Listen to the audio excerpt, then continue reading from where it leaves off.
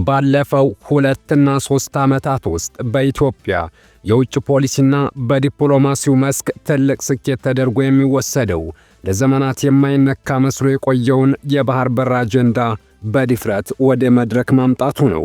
ኢትዮጵያ ካላት የሕዝብ ቁጥርና እያደገ ከመጣው ኢኮኖሚ አንጻር የባህር በር ጥያቄ የቅንጦት ሳይሆን የህልውና ጉዳይ መሆኑን ለዓለም አቀፍ ማህበረሰብ ለማሳመን የተሄደበት ርቀት አዳዲስ የፖለቲካ ምዕራፎችን ከፍቷል። ይህም ኢትዮጵያ በቀይ ባህር ቀጠና ያላትን የማይካድ ድርሻ ዳግም ያስረገጠ ክስተት ሆኗል።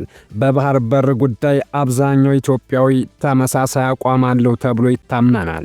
ኢትዮጵያ ዘላቂ ፍላጎቷ እንድታሳካ የምትችለው በሶማሊላንድ ወይም በሶማሊያ በኩል ባህር ወደብ ብታገኝ አይደለም። ይልቁንስ አሰብንና አካባቢውን የምታገኝ ከሆነ ብቻ ነው። ኢትዮጵያ አሰብና አካባቢውን በ3 መንገድ ማግኘት ትችላለች ሲሉ የቀጠናው ፖለቲከኞች ይናገራሉ። አንደኛው በድርድር ወይም ከኤርትራ ጋር በሚደረግ ንግግርና ፍቃድ የሚገኝ ሲሆን ይህ ለቀጠናው አትራፊውና ኤርትራንም ኢትዮጵያንም ተጠቃሚ የሚያደርግ ነው። ሁለተኛው በሕግ ነው። ይህም ሁለተኛው ትልቅ አማራጭ ሲሆን ኢትዮጵያ የተለያዩ ዓለም አቀፍ ሕጎችን ተጠቅማ በመከራከር ቀጠናው ላይ የባህር በር እንድታገኝ ማድረግ ትችላለች። ሶስተኛውና ብዙዎች እዚህ እንዳይደርስ የሚመኙት በኃይል ነው። ይህ ብዙ ክርክር የሚያስነሳ አማራጭ ነው። ነገር ግን ኢትዮጵያ ዛሬ ብቻ ሳይሆን ወደፊትም የባህር በር ጥያቄ ማንሳቷ የማይቀር ነው።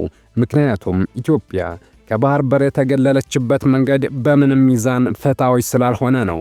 ዛሬ የምንዳስሰው ጉዳይ የብዙ ኢትዮጵያውያን ልብ የሚያውክ ነገር ግን በዝምታ የታለፈውን የራስ ዱሜራንና የአሰብ ማዶ ደሴቶችን ጉዳይ ነው። ባለቤት ዝም ሲል እንዲሉ እነዚህ ስልታዊ የባህር በሮች በሕግ አግባብ ለማን ይገባሉ? ኢትዮጵያ በእነዚህ ደሴቶች ላይ ያላት መብት ምንድን ነው? ራስ ዱሜራስ ለምን የውጥረቱ ማዕከል ሆነች? እስከ ፕሮግራማችን ፍጻሜ ድረስ አብራችሁን ቆዩ። ኢትዮጵያ ዓለም ያመነው 3000 ዓመት ዕድሜ አላት። ከዚህ ውስጥ ካለ ባህር በር ከ3 አስርተ ዓመታት በላይ ኖራለች። ይህ የአንድ መንግስት ዕድሜ ብቻ ማለት ነው። መንግስት ሲወገድ ጥያቄው ተነስቷል። አሁን ያለው ትውልድ ሊያሳካውም ላያሳካውም ይችላል። ነገር ግን ከዚህ በኋላ ኢትዮጵያ ባህር በር አልባነቷን አምና ተቀብላ ልትቀጥል የምትችልበት እድል የለም። ኢትዮጵያ በሕጋዊ መንገድ አሰብና ራስ ዱሜራ የተባሉ ደሴቶችን መጠየቅ የምትችልበት እድል አላት። ደሴቱ አሰብን ተንተርሶ በጅቡቲና በኤርትራ መካከል የሚገኝ ነው። ምንም አይነት ነዋሪ የለም። ደሴቱ ልማትም ሆነ ግንባታ የለበትም። የምስራቅ አፍሪካ ፖለቲካ የምቀኝነት ሆኖ እንጂ ኢትዮጵያ ይህን አካባ እንዲታለማ ጅቡቲና ኤርትራ ፈቃደኛ ሊሆኑ ይገባ ነበር። ይህ ደሴት ለኢትዮጵያ የዘመናት ግዛቷ ነበር። ሀበሾች ከየመን አሳስጋሪዎች ጋር ይገናኙበት የነበረ ነው። በደርግ ዘመን ወታደራዊ ጣቢያ ተተክሎበት ግዙፍ የንግድና የጦር ኃይል ቤዝ ግንባታም ታቅዶ ነበር ይባላል። ያው በነበር ቢቀርም ደርግ ሳያሳካው ከመሃል ወደቀ። ራስ ዱሜራ ደሴት ባህር መሃል ይገኝ እንጂ እጅግ በጣም ሞቃት ነው። ይህ ደሴት በቀይ ባህር 1.5 ኪሎ ሜትር የሚሸፍንና ባህረ ሰላጤውን የሚከፍል በታሪክ ኢትዮጵያ የነበረ አሁንም በሕግ ለማስመለስ ቢሞከር ሊሳካ ይችላል የሚባልለት ነው። ይህ ደሴት ከ125 ዓመት በፊት የተፈረመው ፕሮቶኮል የዓለም አቀፍ ድንበር ሆኖ ከወታደራዊ ቀጠናነት ነፃ እንዲሆን ጣሊያንና ፈረንሳይ መስማማታቸው ይነገራል።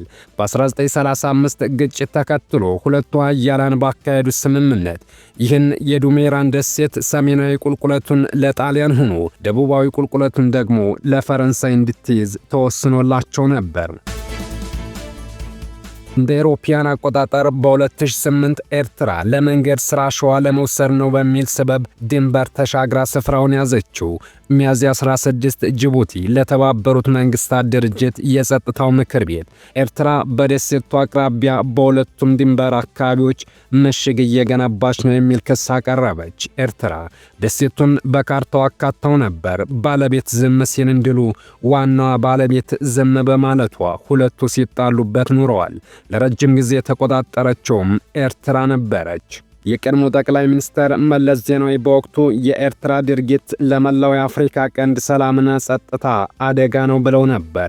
ዩናይትድ ስቴትስ አርሚ ዋር ኮሌጅ እንደ አውሮፓ አቆጣጠር በ1991 የባብ አልመንደብ ስትራቴጂክ ጠቀሜታ በሚል የየመን ኮሎኔል ያጠኑት ፕሮጀክት በቀይ ባህር ላይ ጅቡቲ 2 ደሴቶች፣ ኢትዮጵያ ደግሞ 4 ደሴቶች እንዳሏት ይገልጻል። ከአራቱ ውስጥ አንደኛው ይህ የዱሜራ ደሴት ነው። በዙሪያዋም ሌሎች ትናንሽ ደሴቶች አሉ። በዚህ ሰነድ ላይ የዱሜራ ደሴት የኢትዮጵያ መሆኑን የሚጠቅስ ሲሆን ጅቡቲ ባለቤትነት እንደሌላት ያሳያል። ኢትዮጵያ በዝምታ ያለፈቻቸውን ይህን ስትራቴጂክ ደሴቶች የኤርትራና ጅቡቲ ጉዳይ ብቻ አድርጎ መውሰድ የሀገሪቱን ጥቅሞች አሳልፎ መስጠት ነው በሚል ያኔ በርካታ ፖለቲከኞች አንስተውት ነበር። አሁን ኢትዮጵያ በሙግት ለማምጣት ከሞከረች ይህንን ሰነድ በዋቢነት ማካተት ትችላለች። ኢትዮጵያ የባህር በር ጥያቄን ከስምምነት አልፋ በዓለም አቀፍ ሕግ ለመጠየቅ እየተዘጋጀች ሲሆን ይህን ደሴት ሕጉም ታሪኩም ይፈቅድላታል። ምክንያቱም በታሪክ መዝገብም ደሴቱ የኢትዮጵያ እንደሆነ ስለሚገልጽ። ከሩቅ ሀገራት ጦር እንዲሰፍር የምትፈቅደው ጅቡቲም ሆነች ኤርትራ የቀኝ ገዢዎችን ሀተታ ጠቅሰው የእኛ ብቻ ነው የሚሉበትን አካሄድ በዓለም አቀፍ ሕግ መሞገት ይቻላል። ኤርትራም ብትሆን ይህን ስትራቴጂክ ቦታ ነፃነቷን ካገኘች 14 ዓመት በኋላ ምን ተዝቧት ወረረችው? ጅቡቲም ቢሆን ይህንን ባለቤት አልባ ስፍራ ለምን አምርራ ፈለገችው? ወዘተ ብዙ ጥያቄዎች ይነሳሉ። ስለዚህ ደሴቱ የሁለቱ ሀገራት ጉዳይ ብቻ ሳይሆን የኢትዮጵያም ጭምር ነው። ይህ አካባቢ የኢትዮጵያ የባህር ኃይል ቤዝን ጨምሮ የኢትዮጵያ ሰራዊት፣ ምድርና አየር ኃይሎች፣ ፖሊስ፣ ሌሎች የጸጥታና ደህንነት ኃይሎች የከተሙበት ቁልፍ ወታደራዊ ስፍራ ነበር። ለዚህ ዋቢነት በርካታ የቀድሞ የኢትዮጵያ ባህር ኃይል አባላትን ጨምሮ በርካታ ወታደራዊ ባለሙያዎች፣ ዲፕሎማቶች፣ የቀጠናው ጂኦፖለቲካዊ፣ ጂኦምጣኔ ሀብታዊና ጂኦወታደራዊ ተንታኞችና የጦር ዘጋቢ ጋዜጠኞች እንደሚጠቅሱት ቀደም ሲል የአሜሪካ ባህር ኃይል የጦር አውሮፕላን ተሸካሚ ንብረት የነበረችውና እንደ ጎርጎሮሲያኑ ቀመር በ1962 ለኢትዮጵያ ባህር ኃይል በውሰት ወይም በስጦታ የተሰጠችው ኢትዮጵያ A101 የማሰልጠኛ የጦር መርከብን ጨምሮ በዚያ ደሴት አካባቢ ነበሩ።